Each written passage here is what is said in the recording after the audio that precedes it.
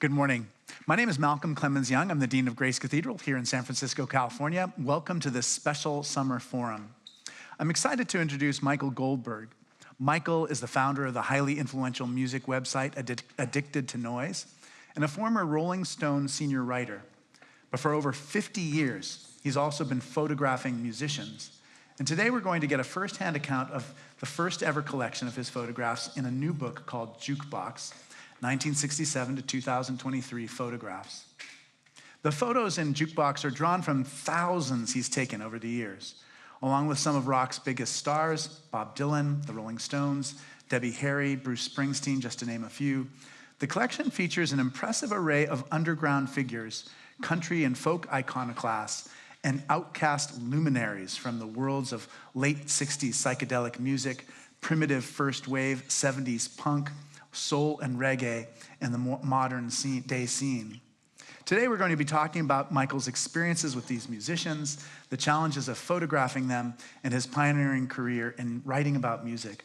Michael, thank you so much for joining us today. I was glad to get your book and actually hold it in my hands. Well, thank you so much for having me here. It's really an honor to have a conversation with you. Yeah, I've been looking forward to it tremendously ever since the beginning of summer. I wonder if you'd tell us about what was your most memorable concert that you ever experienced?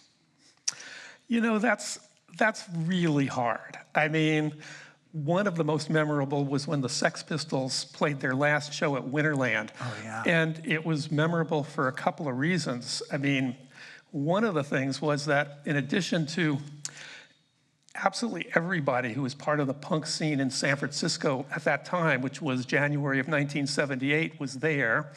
People came up from LA to be there.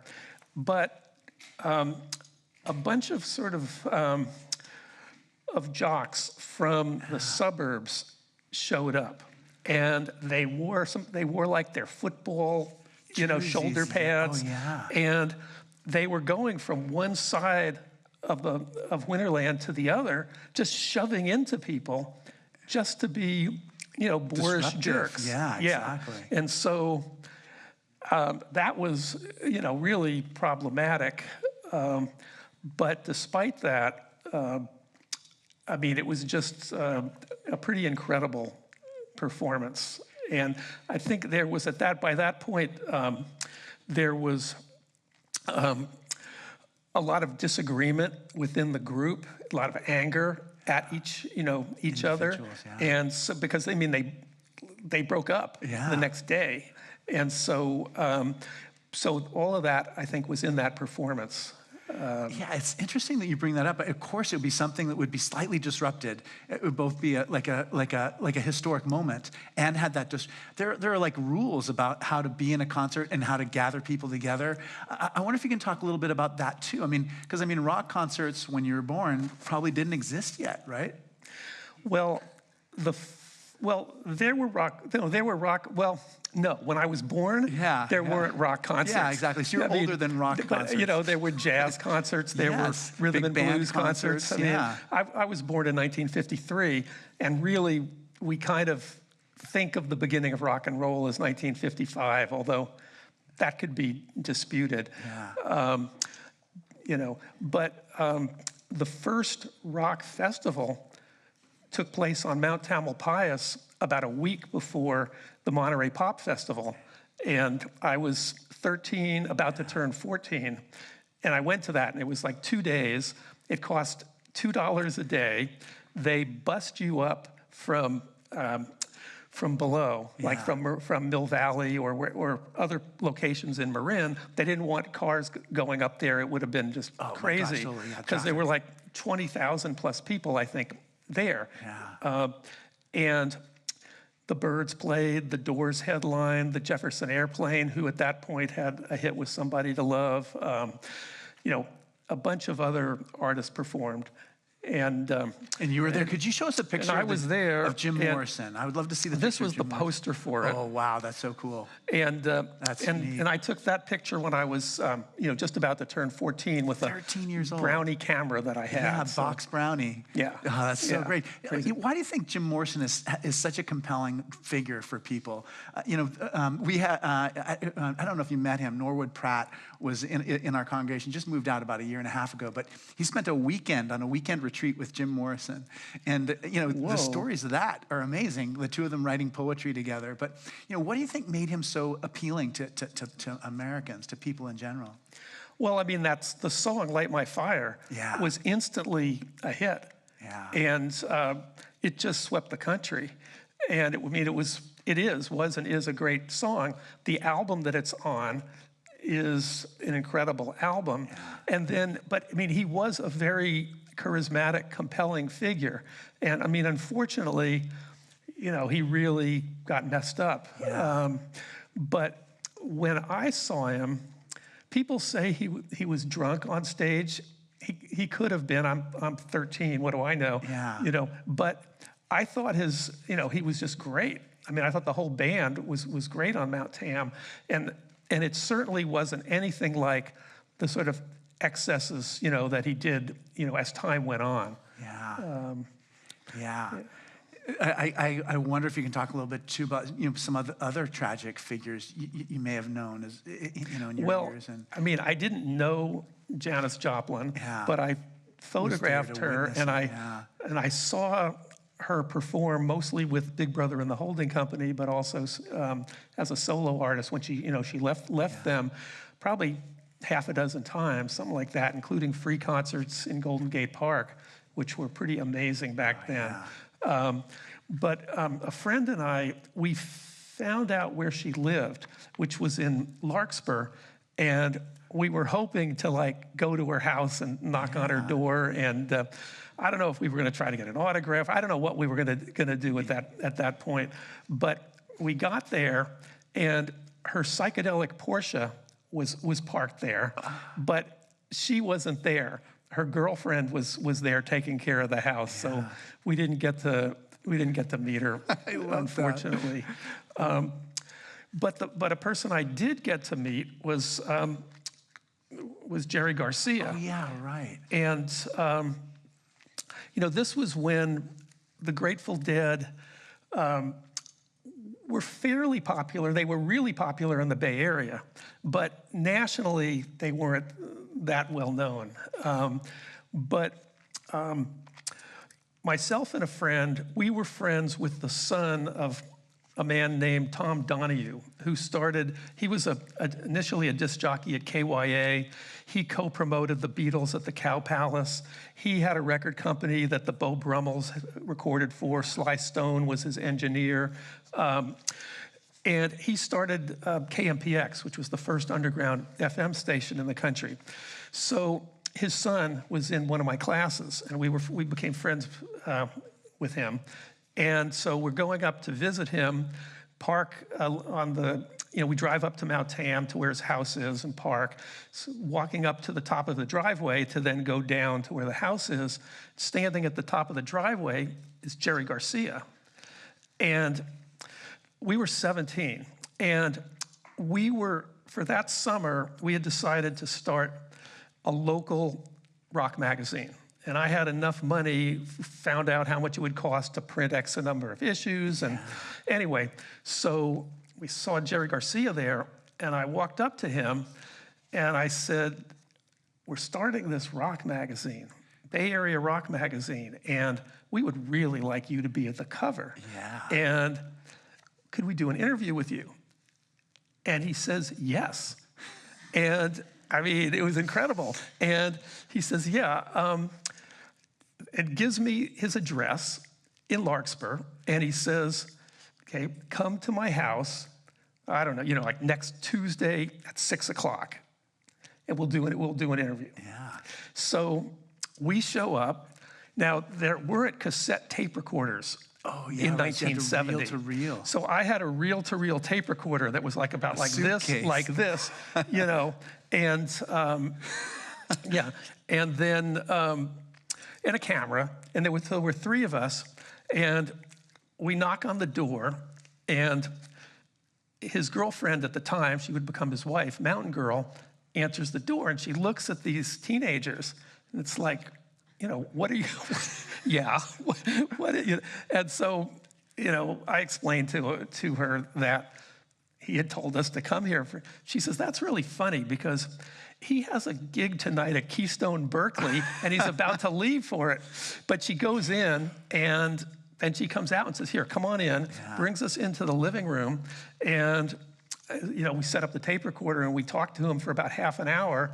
And then I take photographs. And so this was one of the photographs I took that day in his living room. Just like his personality just comes out so much in that. It just seems, And then here he is, and that's Mountain Girl, off to his side. And then that was the cover of the one and only issue of our magazine, which we called Hard Road, after an album by John Mayall called A Hard Road. And the idea was, it's a hard road being a musician. Yeah. And so that, but we only did one issue. I mean, well, it's a hard road being a writer about music. Well, we didn't think about the fact that we were doing this, during our summer. Yeah. And then school was going to start. And then Spanish tests and stuff. And also, we didn't realize all the complexities of distribution. And I mean, it's just when you get into the business of print magazines, it's really terrible. you don't want to. You didn't want to do it then, and you really don't want to do it now. Yeah. Well, hey, tell me something about what you were like as a kid. Like, what kind of music did you? Oh yeah. Well, let me just. So. That's Pigpen from the Grateful. These were all like some Grateful Dead shots I did at the time. I used to always hear the Grateful Dead at the Greek Theater in Berkeley because I had a window that looked out on the stage because I lived right in Bowles Hall. Wow. Yeah, it was really cool. I mean, I saw a lot of concerts just sitting on my balcony looking into the theater. That's amazing. Yeah, it was free too. It was like the main thing back in those days. Those are the fans. Yeah, those are great. Those are great images. Oh. And there's you can see a little bit of the tape recorder. Oh yeah, right. That's Jesse Colin Young of the Youngbloods and solo careers. Yeah. Yeah, I've never known another band like the Grateful Dead. I don't know if there'll ever be another thing like that kind of cultural phenomena that's not for everybody, but it's for the people that it's for, it's really for them. Well, what's amazing is that it's still going on. Yeah, right. I mean, this version of that's called Dead and Company, it has some of them, but it sure doesn't have Jerry Garcia, who was kind of, I think, relatively important to that band. They've been doing, a month of shows at the Sphere in Las Vegas. Yeah. It's unbelievable. It's unbelievable. Yeah, I wanted to go to that. We were in Vegas, but just our schedules didn't latch up. So tell me though, what were you like as a kid? Like, what kind of books did you read? What kind of films did you watch? What kind of music did you listen to? What were you like? Well, I was a rabid reader. And when I was maybe 10 or something, I read Crime and Punishment. Yeah, right. The story of my life. I mean, which was just like, an amazing, I thought it was an amazing book. As I got older, On the Road, The Great Gatsby, Tender as the Night. Lots and lots. To this day, I'm always reading about 3 books simultaneously. Yeah. I was also into film, and I really got into film, probably starting in high school. Earlier I was into film, but in high school I was seeing, some Jean-Luc Godard and Truffaut, and you could go to theaters, in the Bay Area where you could see those films. Yeah. I started listening to rock music, when I was 12, I guess. Really, the Beatles was kind of the beginning, as it was for a lot of people. I didn't see their first appearance on Ed Sullivan. People told me about it, and they said, you have to see this. And so then they played Ed Sullivan show again really soon after that, maybe 2 weeks. I'm not sure right now how soon, but 2 weeks, 3 weeks, something like that. And I was transfixed. It was just like unbelievable, how great this was. And And then I was listening to Top 40 radio because that was what there was. But Top 40 radio was really interesting because, at the time, people really kind of put it down, and even in retrospect, I think people do.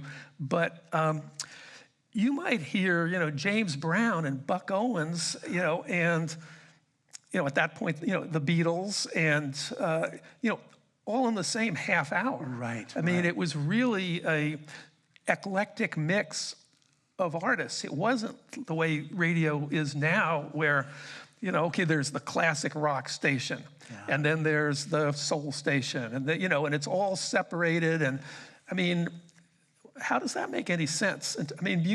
Great music is great music. Right. Why would you not play James Brown on the same station that you're playing, Patti Smith? Or, Well, that's why one thing I appreciate about your book is just talking about just the failure of genres. And I do think, a difference between music when I was a child to now is everything is so finely graded. And you're right, it's just, you may never get exposure to music because there's so much available in that thin little niche that you're in.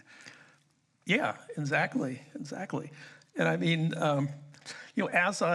as I got older, I was mostly interested in rock music, when I was 12 and 13 and 14, but pretty quick, my friend and I we were listening to blues artists, and we actually made a connection with someone at Chess Records, and they mailed us out a bunch of blues records. I'm not sure why, but they did, and hard road. Maybe so. And what else? I remember being exposed to blues music and feeling just how powerful it was, and just seeing that connection between the Rolling Stones and how that music had been kind of appropriated. But the Rolling Stones on Beggar's Banquet, I believe, they cover "Love in Vain" by Robert Johnson. Yeah. But they originally took credit for it. Yeah. They did. Yeah, and when we saw that and found out that they had done that, we were just aghast.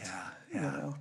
Yeah, it was really. I know exactly what you mean, but and suddenly it made sense, and I could see it in a new kind of way.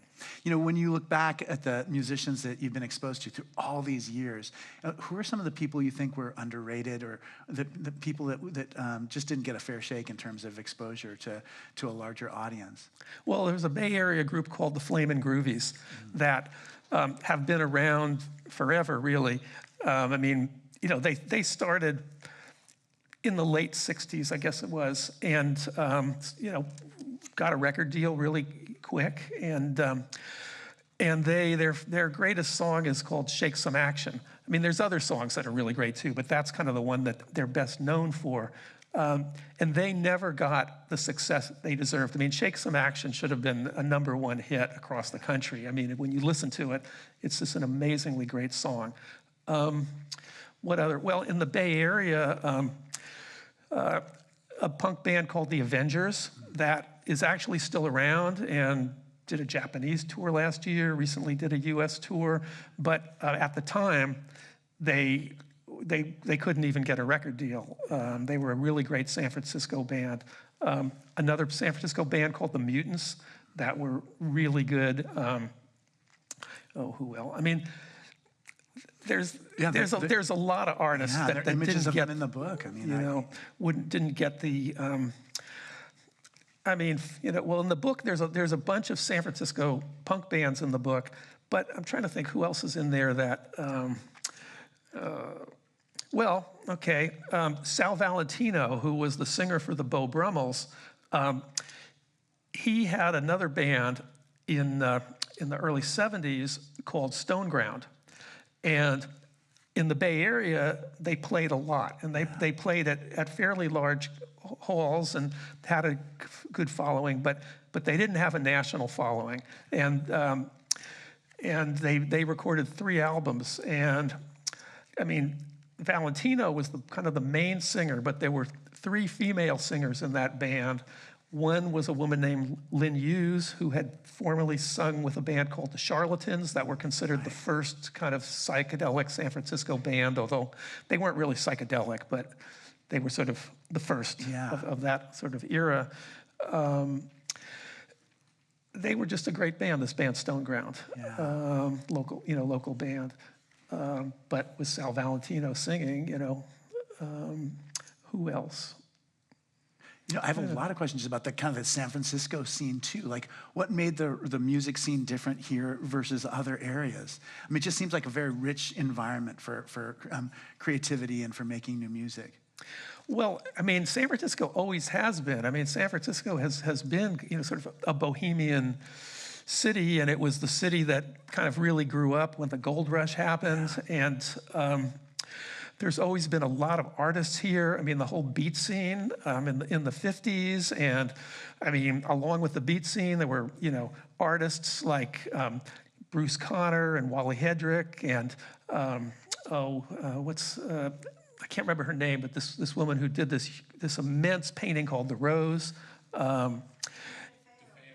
DeFeo, yeah, exactly. So there was this rich sort of literary and artistic thing happening here in the 50s, and along with that was, I mean, a countercultural scene in the 50s, and that I think sort of morphed into the 60s scene. And I mean, we just had so many great bands here. I mean, Country Joe and the Fish, Quicksilver Messenger Service, Charlatans, Jefferson Airplane, obviously the Grateful Dead, many others. It was just a really rich environment, and it was also, I believe it was the kind of beginning of the ballroom scene, with the Avalon Ballroom, and then Bill Graham also at the same time. Really, he initially did a benefit concert, and it was so successful that he decided to get into the concert business. But we had this rich area for bands to play, and so and all these bands sprung up, and there were places at the time that were they could play those shows. Yeah. I remember I'm just coming to the Bay Area and just kind of taking that for granted. And I remember walking down University Ave in Berkeley and seeing like a telephone pole, and it had stapled one of those like little flyer stapled on it, and it was Michael Franti, my one of my classmates from high school, and just thinking, wow, he's getting a start here. I mean, this is a great place to kind of get exposure. I mean, it's great weather, I mean, true. A number of musicians, like Michael Bloomfield, came from Chicago. Yeah, you can live anywhere. Where are you going to? He moves into Mill Valley. Yeah. I mean, it was better living in Mill Valley than it was wherever he was in Chicago. In Duluth or something. Yeah. So tell me a little bit. So you were that 13-year-old boy taking pictures of the Doors at like the first rock concert, in a way. Festival, anyway. Yeah. So how did you begin to get more involved in the music scene? How did you become a writer, a music writer? Well, the thing was, I took those pictures and I liked how they turned out. Yeah, I did too. They're amazing. And if you get a picture that you like the Jim Morrison and some others of the Doors, that sort of encourages you to keep taking pictures. Yeah. And so that same summer, I took some pictures. I took.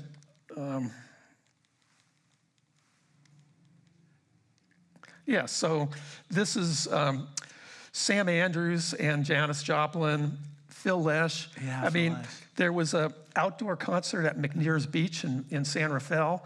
The Youngbloods were headlining. But the thing back then was there really wasn't, I mean, there was a backstage, but there weren't any security. I mean, me and my friends we just walked behind the stage, and there's Phil Lesh. And I just said, could I take your picture? Yeah. And I took some pictures of him. He was fine. And the same thing, this is Peter Kramer of the Sopwith Camel at the bottom of this picture here with the flute. And they were playing that day, and he's sitting there, and he, can I take your picture? Sure. So that's how I started in terms of taking pictures. Then in high school, I was in the journalism class, and I mean, Rolling Stone started in November of 1967, and pretty much as soon as it started, that's what I wanted to do. Yeah, I mean, the thing was, you could see that these writers got to hang out with the musicians. You got to be part of this scene. You got to be in the recording studio when these great songs were first getting, recorded. Yeah. And that, I was just fascinated with everything that had to do with musicians, the music business, the making of records. And so I wanted to experience all of that. And so in high school, I was writing a column for the high school paper at Tam High, and then became the arts editor. And then at UC Santa Cruz, I was writing for that paper. And then there was an underground paper called Sundays in Santa Cruz, and I became their rock writer. And it just sort of was a fairly natural thing. I mean, I liked writing, I liked taking photographs, and so, I was just doing both of those. I became friends with Paul Krasner, who at one point lived just down the road from where I was living, and so I ended up doing like a cover story on him for this Sunday's underground paper. Did the photographs and interviewed him, and then came up to the Bay Area. And I got a job as a copy person at the San Francisco Chronicle. And the thing about that was that you could observe how this whole thing worked. Right, and you could just sort of learn how the whole business of journalism worked. And there was, Francis Ford Coppola bought a magazine called City Magazine. And he hired Warren Hinkle, the great Warren Hinkle, who had been the editor of Ramparts. And he became the editor of City of San Francisco. And I suggested to them a story on this band, the Meters, who, the Meters came to town, and I took some pictures of the Meters, and I met their manager, a guy named Harry Duncan. And so I pitched, well, actually what I did was I interviewed Harry Duncan over the phone, and then my wife Leslie and I co-wrote a story about the Meters, based on talking to their manager. And then I sent it in to City of San Francisco magazine, and they ran it. And once they ran that, then I pitched them on an idea of a music column, and then I took photographs and ran in City of San Francisco, and then from there, my wife and I also started writing for the Berkeley Barb, and then you're kind of in it. So then you're like, okay, I'm doing stories for these publications, and then you're like start pitching to national magazines, and then one of those accepts your pitch, and then your story runs there. So now you can take that and you send that in with another pitch. Let's say, oh, this guy was in such and such magazine. We'll take him seriously. And so at a certain point, I was doing freelance writing for Rolling Stone, and then they asked me to join the staff. And then I was there for 10 years. Do you remember the day you heard that you're going to be on staff of the Rolling Stone? Were you just... Let me think. Did I remember the day? I remember when they called me and told me I was going to be the dean of Grace Cathedral. I remember exactly where I was. I remember the whole thing. Well, the thing was, I actually had spent 9 years completely focused on getting a job at Rolling Stone magazine. I mean, every article that I wrote, whether it was, because I started writing for the San Francisco datebook section. Yeah, right. And and I was doing the San Francisco Bay Guardian, and so every story I wrote, I was thinking Rolling Stone. I was thinking, and I studied the stories in Rolling Stone because there was at a certain point there was a certain thing that they did. Yeah, kind of style they had, things that we were interested in, et cetera. And so I would basically do my best to write a story that could be in Rolling Stone. And I started doing things like talking to lots of sources when I would do a story. Yeah. Not just like a lot of the writers, and this was at Rolling Stone too, for music stories, they would go to a conference room at a record company, sit in the room with a musician, interview him for half an hour, and they write a story. But I would talk to everyone I could. I would talk to, if I could talk to their mother, if I could talk to, I would talk to their manager, I would talk to other people in their band, I would talk to their friends, I would, and so when you talk to a lot of different sources, then you can create a much more rounded picture than if you're just getting the story that the musician wants out. Yeah, and so that was something that because then you're not doing PR anymore. You're doing something that's richer. Yeah, and so that made me really appealing to the music editor at Rolling Stone, because he wanted more rounded stories, and he wanted somebody who could report. I became kind of their news reporter guy. When they had a story that needed sort of investigative kind of reporting, then I was the guy who would do the music story that needed that. Yeah. So what are some of the challenges about writing about music, and what, when someone's doing well, what are the qualities that they're embodying when they're really writing good music criticism, if you will? Oh God, let's see. And if you, ask me that question again. Yeah. So what are the challenges about writing about music, and when it's working, when you have a really strong piece, what are the qualities that it embodies? Well, I mean, the challenges are getting access. Yeah. And it's much harder now. I mean, back in the earlier days, you could get access. You could walk up the driveway and there's Jerry Garcia. Well, yeah, and you could, Huey Lewis had me go to his house. Right. This was before. This was when his first album was going to come out, or had just come out. And he was living in, it was Corte Madera or Larkspur, somewhere around there at that point, and he just had me go, come to my house, and and then I, hung out with him for an afternoon, and that would not likely happen these days very often. Yeah. Occasionally it could happen, and if it was for a big enough story in the right place, but more often, they get someone on the phone. It's not even. So access is very challenging, and even back, when I was doing a lot of that, it was still challenging. You still had to push to get, okay, I want to talk to Stevie Wonder's mother. Yeah. I want to talk to Berry Gordy Jr. for this story. Well, he doesn't usually do interviews. But, it's Rolling Stone, it's Stevie Wonder, it's, getting them to let me just I hung around Stevie Wonder for 3 days. Yeah, so what was that like? I love, Songs in the Key of Life. I love that album. What was Stevie Wonder like when... Well, it was incredible, because I flew down to LA, and I'm waiting for his people to tell me, okay, that he's ready for me to show up. And a day goes by. I'm waiting in this hotel room. Yeah. There weren't cell phones then. So you have to stay by the phone. And then at 1 in the morning or something, I get this call. And they tell me the address of this recording studio, which turns out to be Stevie Wonder's recording studio. Yeah. And so, I drove down there, and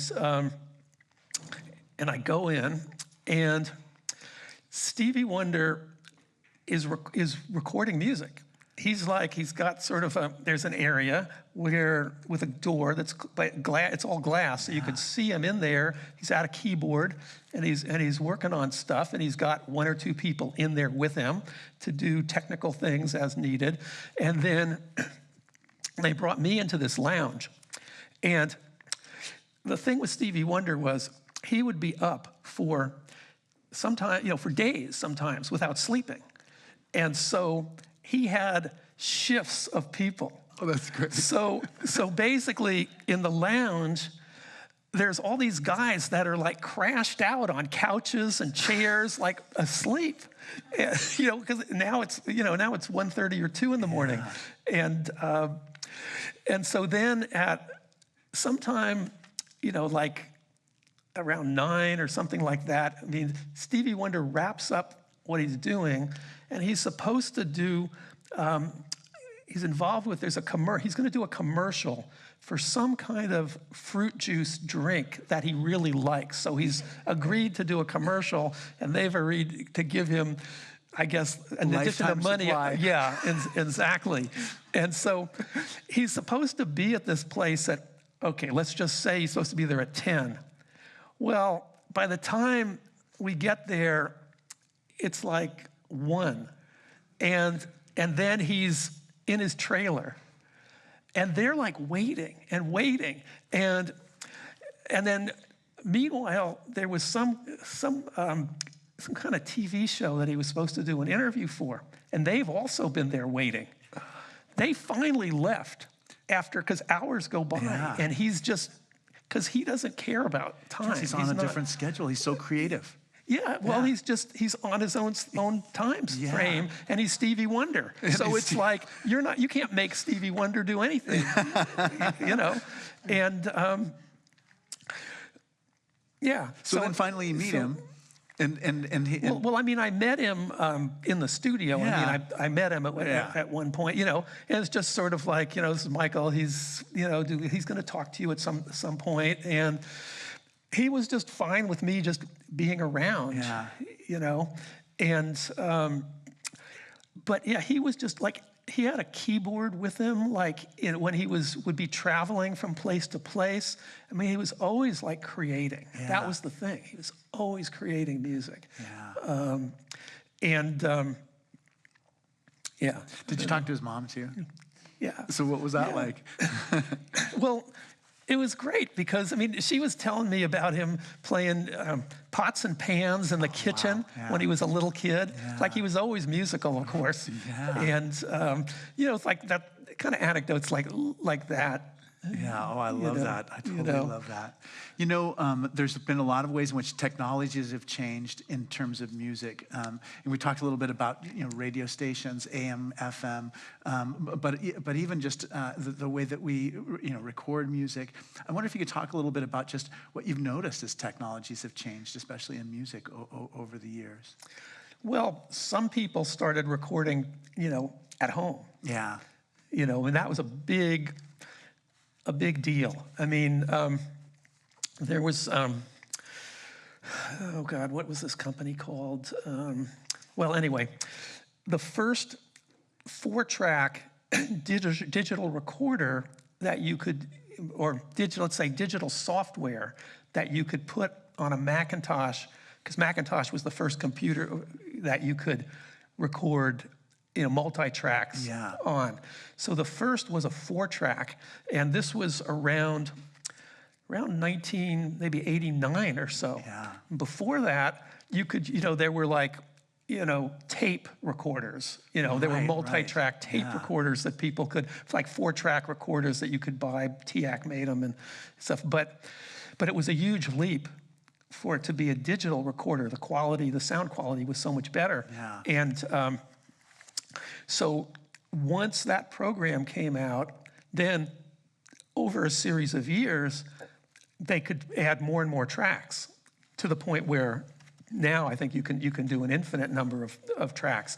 And you could also do, you could combine the audio with what's called, MIDI, where keyboards and goes directly into it's a uniform. Drum machines and all that could go into the computer. Yeah. And so that really made a huge difference. The internet made a huge difference because people could, theoretically, you could record in your bedroom, and then you could press up, not even press up CDs. You could just, sell the digital files directly to people. So, I mean, that changed everything, in terms, because suddenly it wasn't limited to big record companies. Yeah. Although you still need to do promotion. That's the part that's really, really hard. Yeah, that's so interesting because I wouldn't have expected that would be what you would talk about. But you're right. I mean, when you don't have to have a recording contract, you don't have to have a recording studio, then there's a wider doorway to enter into that world. It's just hard to let people know about who you are and what your music is about. But I mean, like I have a friend, okay, and he's a really good musician. He's been playing in bands and leading bands since junior high school. Yeah. Okay. He never got a record contract, but he's probably, over time, he's probably released at least 10 albums, maybe 15 albums. And so he's able to, you know, record his music. He goes to regular recording studios and pays the money, but those are a lot cheaper now than they used to be because there's so much competition. Yeah. But so he's able to have, it's not his career, but it's really, really important to him, and he's really good. Yeah. And so he's able to do, you know, to do that, and there's a lot of people like him. Yeah. You know, and that's been a great thing, that people who the record companies didn't deem to be, you know, commercial, didn't have to, they could still do their thing. You know, they could make music and do that. Maybe you can talk a little bit too about just digital photography versus, you know, kind of the analog world that you grew up in. You know, do you sometimes miss certain things about that like developing film, or are you just completely facing forward and embracing the new digital technology? I don't miss developing film. Yeah. Well, I don't know that particular, but is there something about it? I mean, not really. Yeah. I mean, the thing is, this was a while ago, but at one point I got a larger format film camera, Mamiya, twin reflex, and I took a lot of black and white photographs with that, and I had them developed, but then I was able to scan them at really high resolution. And then you could, I hot-wired a printer so that it had, like, I think 8 different shades of gray to black. Yeah. And so you could make really beautiful black and white prints digitally. Yeah. And that was really, I mean, that was a great experience. And those photographs really turned out great. But the thing with digital, if you have a high-end digital camera, the quality of the images can be, you know, pretty amazing. Yeah. And then you can do, there's so much that you can do in terms of processing them after you've taken, you know, in terms of, you know, adjusting, you know, the darks and the lights, and even with old negatives. You know, you scan those old negatives, well, there's all kinds of dust and scratches and stuff on them, but you can, I mean, there's pictures in here, I mean, where I spent 6 hours just working on it to get it, you know, just to get it all cleaned up and to get everything adjusted to, you know, to look as good as it could look. Yeah.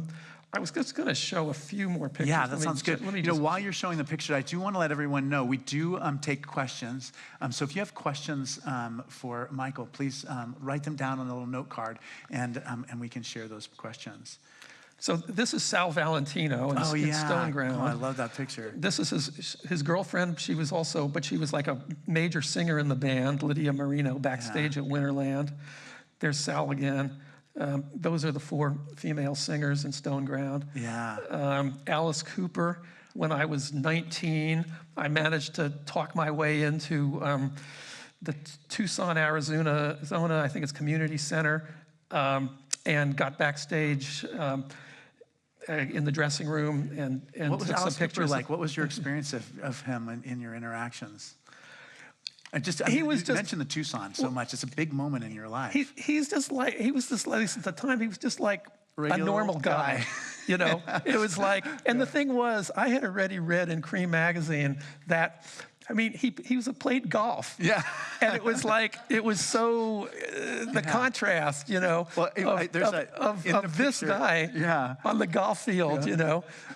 But yeah, I mean, that was his act, you know. I mean, you know, and there he is with his snake around his neck. That's what his bass player in a hotel room. Tell us a little bit. This is Model T Ford in Clarksdale, Mississippi. Wow. He's a great blues musician. These are the meters in the recording studio. Great New Orleans, important New Orleans band. That's Art Neville. The meters sort of morphed into the Neville brothers. Yeah. It's Art Neville. This is Professor Longhair. Yeah. Professor Longhair is one of the great piano players. He's gone now. Yeah. But this was photographed him. That's at the boarding house. You know, this was his hotel room. My wife and I interviewed him there. Yeah, that's a great picture. Wild Chapatulas, you know, Mardi Gras band from New Orleans. This is Captain Beefheart. Yeah. At his manager's apartment. And that's Old Waldorf. Frank Zappa at the Miyako Hotel when he was in a very bitter mood. There's John Cale and Lou Reed, you know, from the Velvet Underground, but after the Velvet Underground. This is Nicholas Ray, the movie director. He's in here because he directed Rebel Without a Cause and Johnny Guitar. And in my opinion, Rebel Without a Cause is a rock and roll movie, so I put him in there. This is the Avengers at the Mabue Gardens in 1978. Jimmy Wilsey of the Avengers. This is a guy member of the Dills. This is a member of Crime. This was a punk band in San Francisco. The Nuns, another San Francisco punk band. Tom Waits. This was backstage at Zellerbach, performing at Zellerbach. Iggy Pop at Old Waldorf. Taj Mahal. Ry Cooder and Flaco Jimenez at the Great American Music Hall in the dressing room. Johnny Paycheck in the boarding house dressing room. Take this job and shove it. Yeah. Ramblin' Jack Elliott at the Rancho Nicasio dressing room. Bob Dylan at the Warfield Theater. I like that. There's so much motion in it. Jimmy's like energy is just like coming right out of the image. This is a great singer-songwriter named Jolie Holland. I photographed her in Golden Gate Park. She's a musician who deserves a lot more popularity than she's gotten. This is Deborah Harry at the Oakland Auditorium. I love those pictures of Debbie Harry. Yeah, this one I like a lot. This is Courtney Barnett and Kurt Weill performing together at Hardly Strictly Bluegrass in 2017. And that's Kurt Weill. Do you have any suggestions about taking pictures, like especially concert photos? Like, how are you able to get images like that? Like, is there a secret trick? Because every time I take a picture of things in motion, it looks terrible. You know, I think that I have to say, I think I just kind of had a knack for taking photographs and for framing photographs, because I was doing it before I had really even thought about it, you know. But I do have to say that by the time I took that picture of Jim Morrison, I had hundreds of Beatles bubblegum cards, and each one of those cards had a photograph by a really good photographer of the Beatles on it. So I was seeing all these really well-framed photographs of groups and solo, you know, and individuals. And then I was, you know, as soon as Rolling Stone existed, and even before then with like 16 magazine, I mean, I was studying the photographs. I mean, and so I took that, I internalized that. And then as time went on, I was, you know, okay, Jim Marshall, you know, boy, his stuff is really good. Annie Leibovitz, her photographs are amazing, you know. And so you're seeing these photographs. I was looking to see, well, who is the photographer? You know, the first photographer for Rolling Stone was Baron Woolman, and his photographs were really good. And so you're just taking note. There was a photographer named Bob Seidemann, and there were, back in like 68, 69, there were these big posters. One was of Janis Joplin, and one was of James Gurley of Big Brother and the Holding Company. And they were in they were in any poster shop you went into, you saw those posters, and they were really good. So I'm looking for Bob Seideman's name. Yeah. You know, and he did like a cover, at least one cover of a Grateful Dead album. You know, so I was just paying attention to how they were framing the pictures. Yeah, and it probably helped too. I mean, in your career at Rolling Stone, I mean, it's funny because it's a written medium, but it's also a visual medium too. So it is kind of a balance of the written word and the image. Well, especially in the early days, Rolling Stone was tabloid, and it was like this, it was bigger. Yeah. And so they could, if they wanted to, they could have a really large photograph in there. And at one point, they published the Illustrated History of Rock and Roll. It was a large book. It was like this by about like this. And so they had fantastic full-page photographs in there. And I was taking note of all of that. And then when I worked at the Chronicle, there was a photographer there. I think it was Gary Fong. And I asked him, because I was using a Pentax camera, but I wanted to get a better camera, and they were all using Nikon. So I asked him, well, what do you suggest? And he told me a specific camera that I should get. And he told me I should get this kind of flash unit. And then he showed me how to bounce the light off the ceiling so you could take live shots of artists, but the flash wasn't going right into their face. First of all, you put something over the flash to mute it, and then you bounced it so that the light is reflected light, coming down on them. And so you would get a really nice live picture when you did that and when you did it right. And so then you practiced, you would practice that. And right, I remember you talking about taking a picture of a girl you liked when you were a kid. Yeah, absolutely. Yeah. So we're starting to get lots of questions. These are great. When do you write, where, and do you have a habit or routine?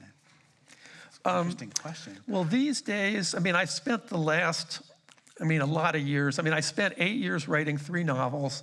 That was like from 2010 up to about 2018, or maybe a little bit earlier than that. But a lot of time, writing and rewriting and rewriting, and then I spent 3 years writing a book on James Calvin Wilsey, who was the guitar player who was responsible basically for the Chris Isaak song "Wicked Game" becoming a hit.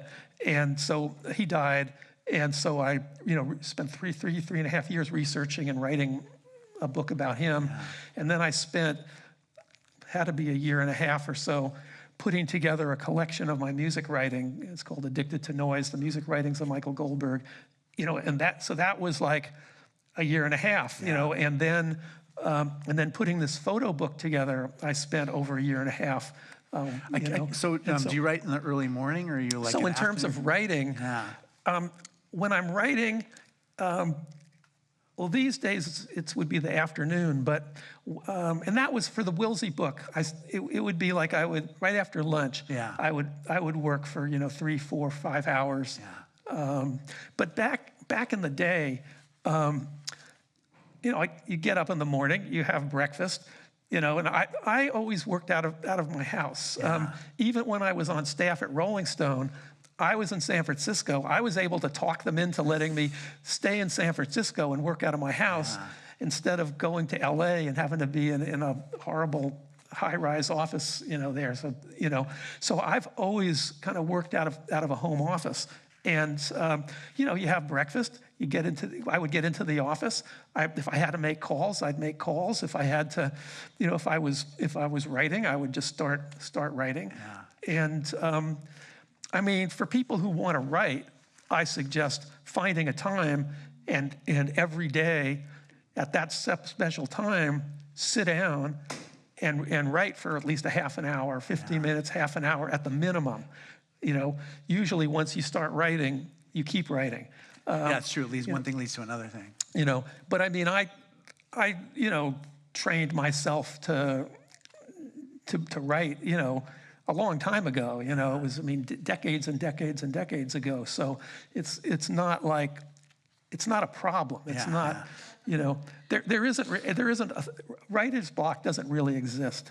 That's just people decide that they have writer's block, but it doesn't actually exist. Well, for me, I mean, what it is I haven't done enough research yet. Because, I mean, if I've done enough work on the project, then I have to write it. Like, it's just like I've done so much on it. It's like being too pregnant, kind of. You know, like when you don't talk to a pregnant woman who's like 9 months pregnant, and she's like, oh, I'd like to like wait another month and not give birth. That's what writing's like for me. But yeah, and I also just write when I have to a sermon in the next 12 hours. What are your 3 favorite concerts? well, Patti Smith at the boarding house in 1975 was incredible. I mean, she was like, I was so into her music. And her first record, I had an advance copy. I'm not even sure the first album had actually come out when she came out here for that show. We saw her at the Stern Grove last year. She was great. You know? Yeah, she's still really good. She is. But back then, Yeah. I mean, she was absolutely amazing. And there are bootleg recordings you can locate from back then. Neat. And yeah, so Patti Smith, and then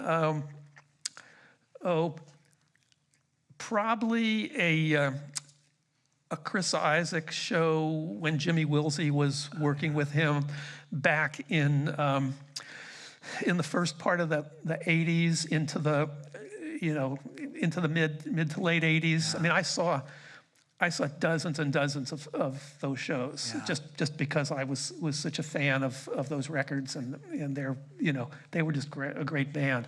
And so I would say one of those shows. Yeah. And oh God, it's.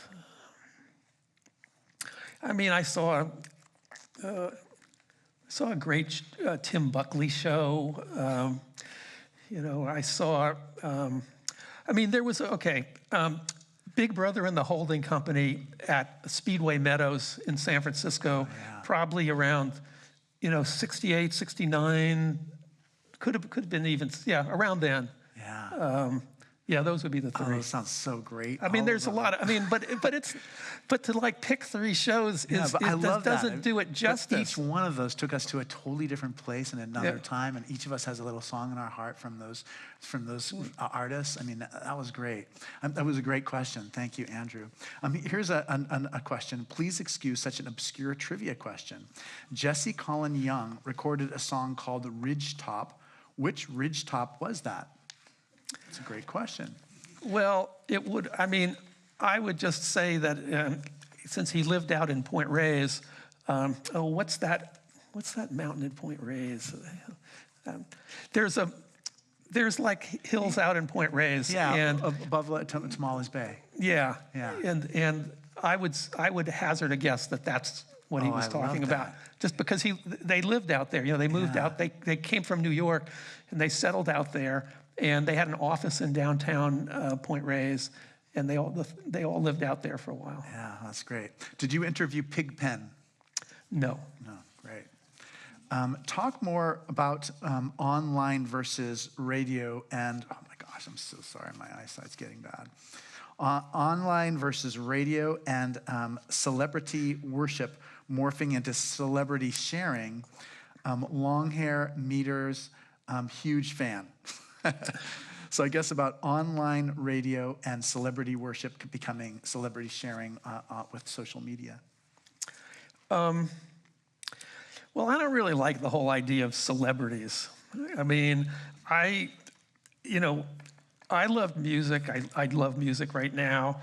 It's like the musicians that I cared about was because I thought their music was incredible. I mean, my favorite musician is Bob Dylan, and it's because for me, particularly from his first album up through Blood on the Tracks, maybe.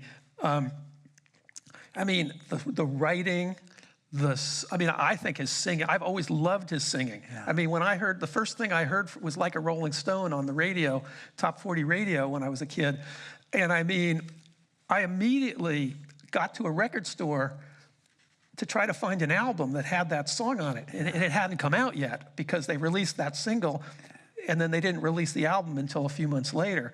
Yeah. And, you know, I remember checking out his like recordings from the library at Harvard, and it just completely blew me away. It was like these bootleg tapes, like a 3-album set, and you're hearing the folk music, and that was...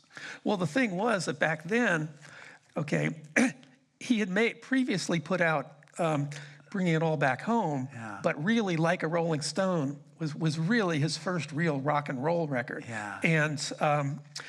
And so then I ended up at a friend's house, and his parents had all these older Bob Dylan albums. And that's when I found out that he had started out as a quote-unquote folk musician.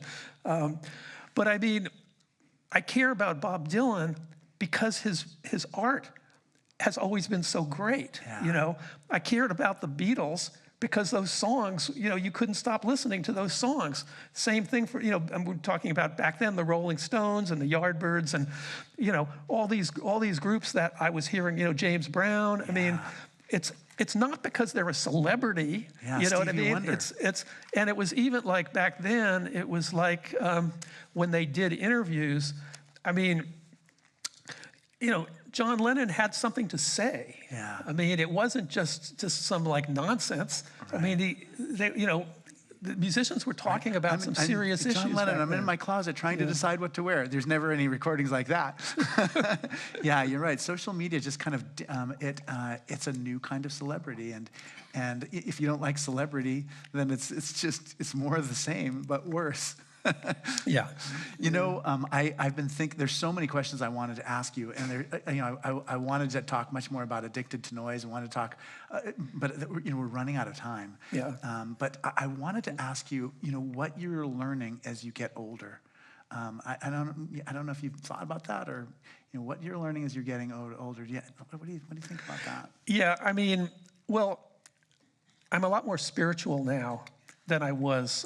When I was a teenager, I completely rejected religion, completely. I mean, I had been forced to go to Hebrew school and to synagogue, and I didn't like it, you know, and so I just rejected it.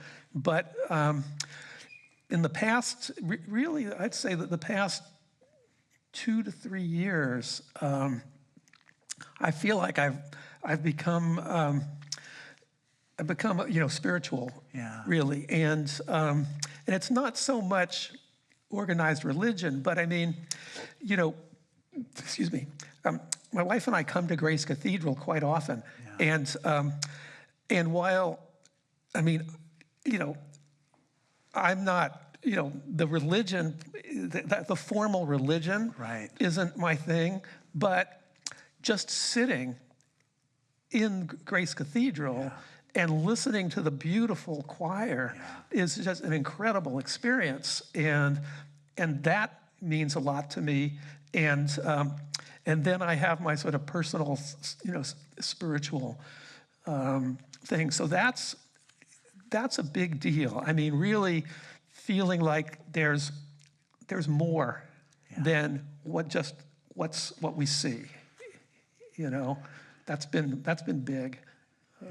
You know, reading your book and seeing the images, there is that transcendent element of just art that takes us to a place beyond ourselves. And I definitely feel that in your photography from, you know, when you were 13 years old until you were, Well, art has always been, I mean, when I say art, I mean paintings, film, literature, music, of course. All of that has been huge for me in that way that you're talking about. But so that's always been there. But this is sort of something newer. Well, I'm so grateful for your work as a critic and a writer. I loved JUKEBOX. I'm going to enjoy this for many, many years, and I'll always have great memories of our conversation today. You opened up my eyes on so many things, and we're really grateful to have you. Yeah. All right, so I have a little notice that I'm going to read that I read at the end of our meetings about what's coming up. Please keep your eyes out for announcements about the Fall Forum season. We have some amazing things coming up in the Fall Forum, so do check it out. You're welcome to join us upstairs for Choral Eucharist at 11 o'clock a.m. We rely on your support for the forum. Gifts of any size make a difference. There are many ways to give, including texting the word THINK, T-H-I-N-K, to the number 76278. So think to 76278. And thank you so much, Michael. It's such a blessing to have you here today. And thank you very much for this time together. Well, thank you. I really appreciate it.